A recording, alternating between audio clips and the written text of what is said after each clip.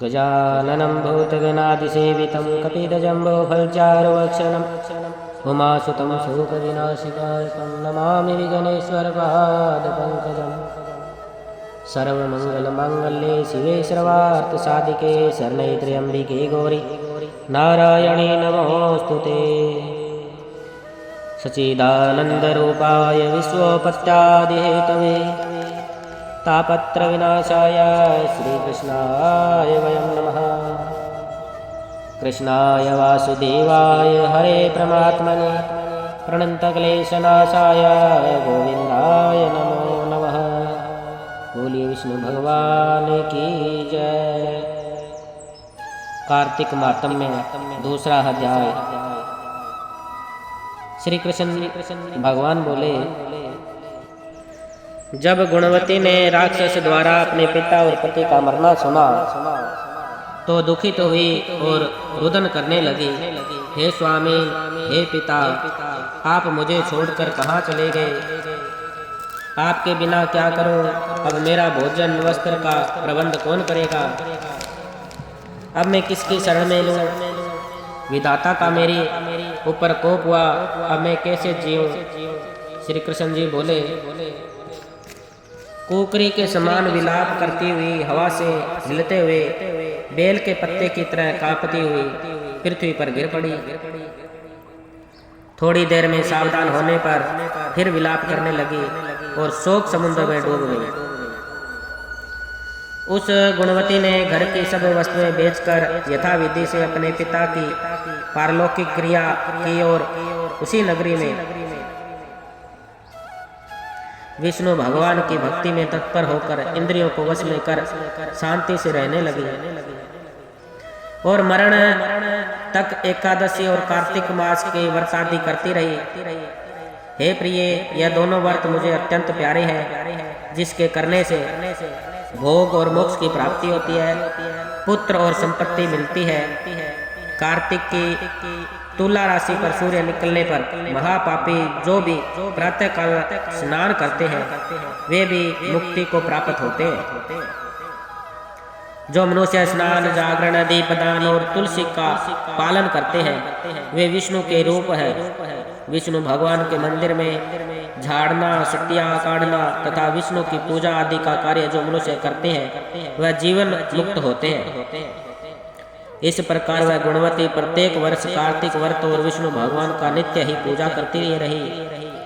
एक समय वृद्ध अवस्था के कारण दुर्बल होने से, रोग और जवर से पीड़ित होने पर भी गंगा स्नान को गई। जो ही पानी में उतरी, जाड़े के मारे कांपने लगी। उसी समय गुणवती ने आकाश से आता हुआ विमान देखा। शंख, चक्र, गदा, पद्म आदि आयुधों को लिए हुए विष्णु के रूप धारण करने वाले पार्षद गरुड़ की ध्वजा वाले अप्सराओं से युक्त ऐसे विमान में बिठाकर उसे बैकुंठ ले गए। प्रति पद अग्नि के समान कीर्ति वाली गुणवती विमान में बैठी हुई कार्तिक व्रत के प्रभाव से मेरे पास आ गई। जब ब्रह्मादि देवताओं की प्रार्थना से मैं पृथ्वी पर आया तब वे गण भी मेरे साथ आए। हे भामिनी, यह सब यादव मेरे गण हैं और तुम्हारे पिता देव शर्मा भी इस जन्म सत्राजीत हुए और तुम्हारे पति चंद्र शर्मा इस जन्म में अंकुर है। और हे देवी, तुम वही गुणवती हो जो कार्तिक के स्नान के प्रभाव से मेरे लिए अत्यंत प्रिय हो। तुमने तो मेरे मंदिर के सामने तुलसी का बगीचा लगाया, उसी से यह कल्प वृक्ष तुम्हारे आंगन में है। कार्तिक में जो पहले तुमने दीप दान किए हैं उसी फल से तुम्हारी सुंदर देह और घर में लक्ष्मी देवी का निवास है। जो संपूर्ण व्रतादि के पति स्वरूप भगवान के अर्पण किए थे, इसीलिए तुम मेरी पत्नी बनी हो। और तुमने जन्म मृत्यु तक जो कार्तिक व्रत उपवास किए हैं उसी से तुम्हारा वियोग मुझसे कदापि नहीं होता है। इस प्रकार कार्तिक में व्रत करने वाले तुम्हारे समान मेरे प्रिय होंगे। सूत जी बोले, सत्यभामा जी अपने पूर्व जन्म का ये सब हाल जानकर बड़ी प्रसन्न हुई। बोलिए विष्णु भगवान की जय। कर्पूरे गौरम करुणाय अवतारम संसार सारम भुजगेन्द्रहारम सदा वसंतं हृदयारविन्दे भवं भवानी सहितां नमामि। आरती जुगल किशोर की कीजे, तन मन धन नौछावर कीजे। रवि शशि कोटि वदन की शोभा, ताहि निरखी मेरी मन लोभा। घोर श्याम मुख निरखत रीजे, आरती जुगल किशोर की कीजे।